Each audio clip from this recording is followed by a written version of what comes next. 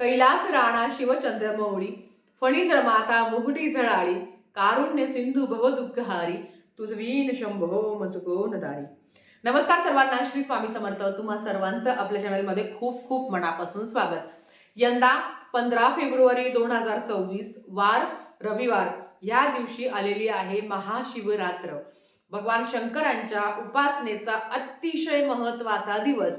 आता महाशिवरात्रीच्या कालावधीमध्ये फक्त महाशिवरात्री ह्याच दिवशी लोक उपासना करतात, पण ज्या पद्धतीने श्राद्ध पक्ष असतं म्हणजे पितृपक्षातले 15 दिवस महत्वाचे असतात, त्याच पद्धतीने महाशिवरात्रीच्या निमित्ताने नंदी पक्ष असतं. आता जे नवीन लोक आहेत त्यांच्याबद्दल सांगते. दरवर्षी आपण या सेवा करत असतो, खूप सुंदर अनुभव आलेला आहे. पण मी तुम्हालाही सांगेल, नव्याने जर तुम्ही असाल तर आवर्जून नंदी पक्ष म्हणजेच भगवान शंकरांच्या उपासनेचे 15 दिवस महत्वाचे असतात.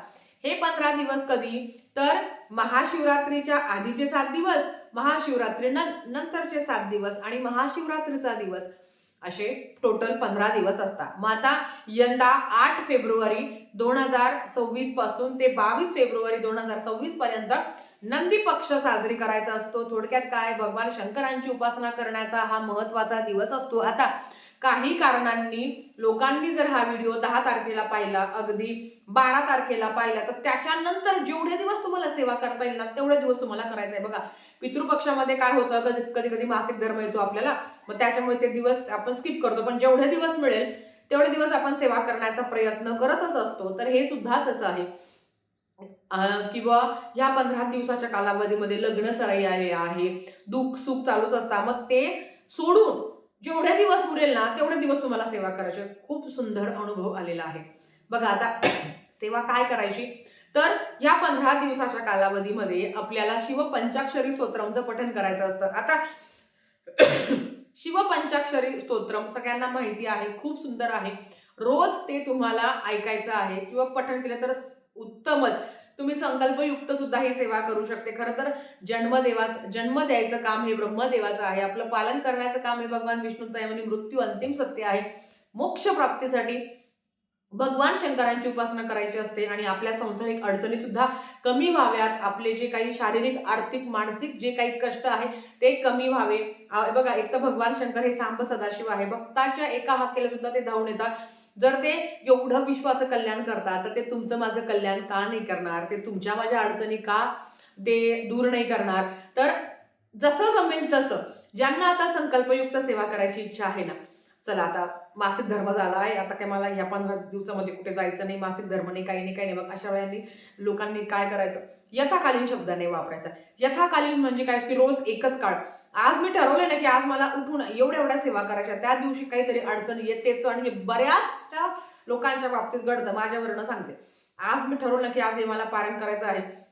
ज्या दिवशी सेवा ठरवून केली जाते त्या दिवशी ती सेवा होत नाही. म्हणून यथाकालीन शब्द वापरायचा नाही. आता हे शिवपंचाक्षरी स्तोत्रम काय आहे? नागेंद्र हारा त्रैलोचनाथा भस्मांग रागाय महेश्वराय नित्याय शिवाय दिगंबराय तस्मै नकाराय नमः शिवाय. हे शिवपंचाक्षरी स्तोत्रम अतिशय प्रभावी, अतिशय दिव्य अनुभव देणार आहे. आता हे कसं पठण करायचं, किती पठण करायचं? भगवान शंकरांच्या उपासनेचा सगळ्यात महत्वाचा काळ हा प्रदोष काळ असतो. प्रदोष काळानंतर म्हणजेच काय, सूर्यास्ताच्या 1.5 तास आधी, सूर्यास्तानंतरचे 1.5 तास.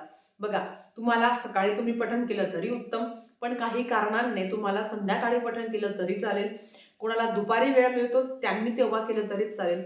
यथाकालीन शब्द वापरला ना तर काय होतं की एकाच वेळेस आपल्याला तो करायचा असतो. नाही शक्य होत तुम्ही एका वेळेस तुम्हाला करणं, तर यथाकालीन नाही, मनातला इच्छा बोलायच्या की माझ्याकडनं जेवढ्या दिवस होईल तेवढ्या दिवस भगवान शंकरांची मी उपासना करेल, ही मी सेवा करेल.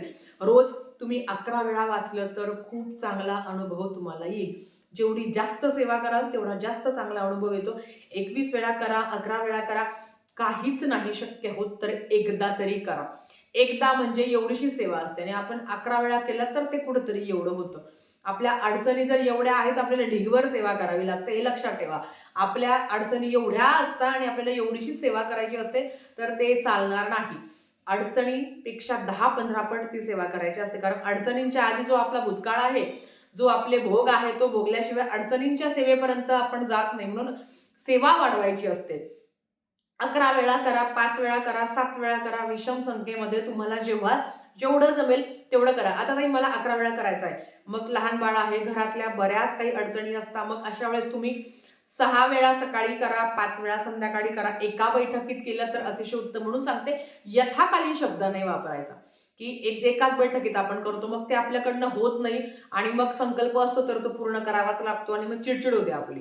मग त्याच्यापेक्षा महादेवा मला जसं जमेल तशी मी तुमची सेवा करण्याचा प्रयत्न करते. आता नियम अटी हे हे जे काही नंदी पक्ष आहे, आता समजा मला गावालाच जायचं, मी माझ्यावरनं सांगते, घरात शुभ कार्य असल्यामुळे मला माहेरी जावं लागणार आहे. मग ते 2 दिवस माझी सेवा मी थांबवेल. पण ज्यांची संकल्पयुक्त सेवा आहे ना, त्यांनी तिथल्या गावातल्या शिवमंदिरात जाऊन सेवा करू शकता. आता परमेश्वर कृपेने मी कुठला संकल्प करत नाही, जेवढी होईल तेवढी मी सेवा करण्याचा प्रयत्न करते, पण 2-3 दिवस माझी सेवा ती स्किप होईल. मग अशा वेळेस मी काय करेल, मग मी तुम्हाला पण सांगेल, की अशा वेळेस तुम्ही जेवढं होईल ना तेवढं करण्याचा प्रयत्न करा. पण ही सेवा 22 फेब्रुवारीच्या आतच करायची आहे. मग 15 दिवस जमेल, 8 दिवस जमेल, 7 दिवस जमेल, 10 दिवस जमेल, जसं जमेल तशी सेवा करा. ब्रह्मचर्याचं पालन नाही केलं तरी हरकत नाही. त्याच्याबरोबर तो परांना शक्यतो वर्ज करावं. संकल्पयुक्त सेवा असेल तर सांगते मी तुम्हाला.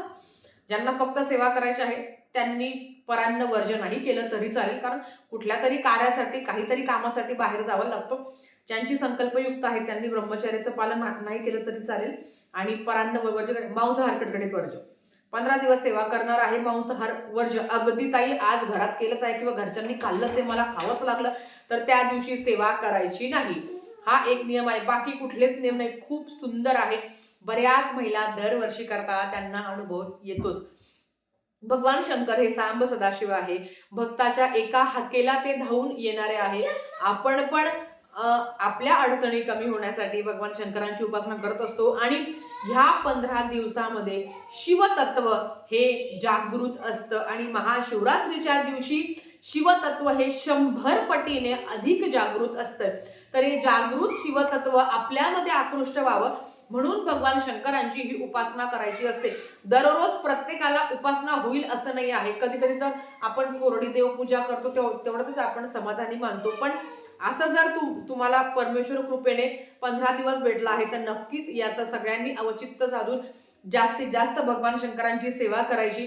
शेवटी करता कर्मिता परमेश्वर आहे. तुम्ही आणि मी फक्त निमित्त मात्र असतो.